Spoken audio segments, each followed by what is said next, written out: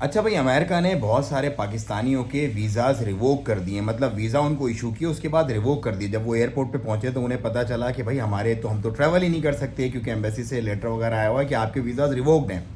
बहुत सारे लोगों को पाकिस्तान के एयरपोर्ट्स पे ही पता चल गया, लाहौर, कराची, इस्लामाबाद, जहाँ से भी वो ट्रैवल कर रहे थे। और बहुत सारे लोगों को पता चला पहुँच के उस मुल्क में जिस मुल्क वो जा रहे थे, लाइक न्यूयॉर्क पे एयरपोर्ट पे, डैलस पे, या जहाँ पे भी जिस एयरपोर्ट पे भी उसने उतरना था अमेरिका के, वहाँ जाके।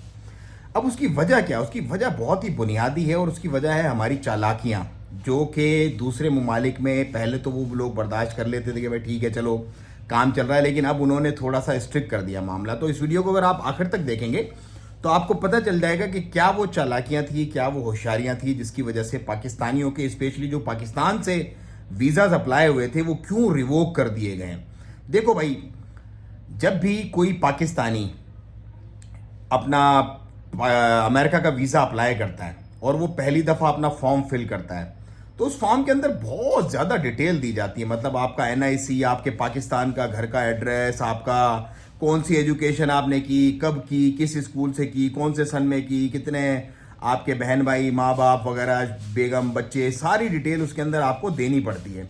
वो सारी डिटेल देने के बाद उनके पास वो पूरी की पूरी चली जाती है। फिर आपका एक आपका आइटनरी प्लान उसके अंदर पूरा का पूरा जाता है कि भाई कब सफ़र करना है, कितने लोगों के साथ सफ़र करना है, कौन कौन सी डेट को सफ़र करना है, कहाँ कहाँ सफ़र करना है।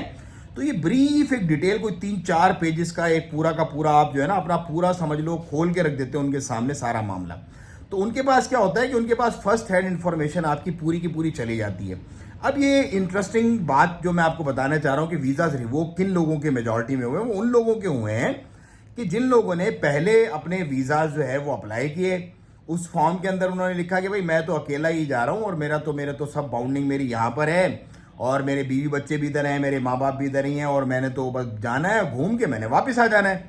तो भाई गोरे सीधे हैं, उन्होंने कहा हाँ ठीक है भाई, बंदा बेचारा शरीफ आदमी जाएगा गोरा अपना ये हमारे मुल्क में घूम फिर के वापस आ जाएगा। तो उन्होंने उस बिहाफ पे उसको दे दिया वीज़ा। जब उसको मिला वीज़ा तो उसने बोला ओ हो ये तो आसान काम हो गया। फिर उसने क्या किया, उसने अपने बच्चों का, क्योंकि जो छोटे बच्चे होते हैं उनका ड्रॉप बॉक्स में जाता है, उनका इंटरव्यू वगैरह नहीं होता, तो उन्होंने टेक्निकली उस बंदे ने, जो जितने भी लोगों के रिवोक हुए, मेजॉरिटी की यही कहानी है, कुछ की कुछ एक्सेप्शनल केसेस अलग हैं, लेकिन मेजॉरिटी की कहानी है। तो उन्होंने क्या किया, फौरन भाई अपने बच्चों का वीज़ा अप्लाई किया और उसको डलवा दिया ड्रॉप बॉक्स पे। अच्छा, मैं उन लोगों की बात कर रहा हूँ जिनके वीज़ाज उन्होंने सिंगल इंडिविजुअल सोलो ट्रैवलर के तौर पे अप्रूव करवाए, और उसके बाद अमेरिका ट्रैवल नहीं किया, अमेरिका में ट्रैवल नहीं किया, बस सिर्फ वीज़ा ले लिया।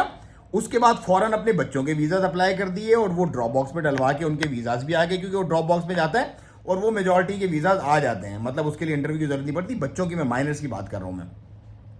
अच्छा, जब बच्चों के वीज़े भी आ गए, बंदे का खुद का वीज़ा भी आ गया, तो उसने कहा लो भाई बेगम होशियारी पकड़ो, अब आपकी बारी है। फिर बेगम का अपनी वीज़ा अप्लाई किया। बेगम ने भाई मियाँ का पासपोर्ट लिया, बच्चों के पासपोर्ट लिया, भाई मैं तो घूमने जा रही हूँ अपने हस्बैंड के साथ, और बच्चों के मेरे वीज़े लगे, हस्बैंड के भी लगे हुए, तो वीज़ा उन्होंने दे दिया। उन्होंने कहा जी बिस्मिल्लाह, कोई मसला नहीं, आपने फीस पे की, आप चले जाओ। अच्छा, वीज़ा उनको मिल गया। तो अब जब ये बहुत बड़ी तादाद में क्या हुआ, इस तरह से ग्रुप बना के पूरी फैमिली गई वहाँ पे, और जाके उन्होंने काम कर दिया, अपने असाइलम डाल दिए, कोई स्लिप हो गए, कोई मिस हो गए, कि इन्होंने EB-2 वगैरह अपने तरतीब बना ली। तो जब इन्होंने वो रेशो चेक किया, उन्होंने कहा ये तो बड़े अलार्मिंग सिचुएशन है।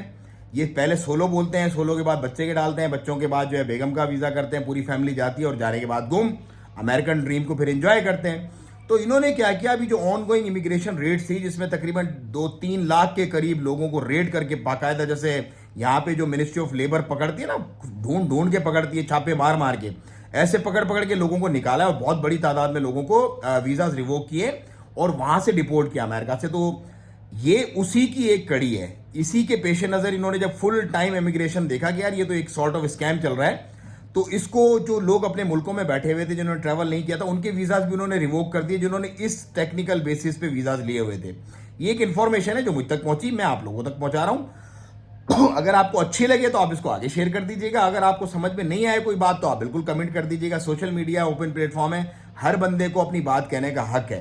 तो ये अगर आपने देखो फैमिली के साथ वीज़ा अप्लाई करना, तो आप डायरेक्ट फन शॉट में फैमिली के साथ ही अप्लाई करोगे। भाई मैं सोलो ट्रैवलर नहीं हूं, मैं फैमिली के साथ जाना चाहता हूं और फैमिली को ही साथ लेके जाना चाहता हूं। तो उसमें क्या है कि उसमें शफाफियत होती है। उन लोगों के वीज़ा रिवोक नहीं किए इन्होंने सिर्फ जो इस तरह पीसीज में, पार्ट्स में जिन लोगों ने लिए थे ना, बिना गए हुए, फिर बच्चों के अप्लाई किए, फिर खुद फैमिली के अप्लाई किए, और फिर वन शॉट में चले गए इकट्ठे, उन लोगों के वीज़ा जिन्होंने रिवोक किए और वो बहुत बड़ी तादाद में रिवोक किए। तो आपका भी अगर वीज़ा लगा हुआ है और आप ट्रैवल करने का सोच रहे हो तो एक दफ़ा चेक जरूर करवा लीजिएगा, अगर आपने इसी तरीके से वीज़ा लिया पूरी फैमिली का।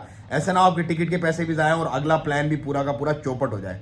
दुआओं की दरखास्त, चैनल को सब्सक्राइब करें, फेसबुक पे फॉलो करें। मुझे तो इजाज़त, अस्सलाम वालेकुम वरहमतुल्लाह।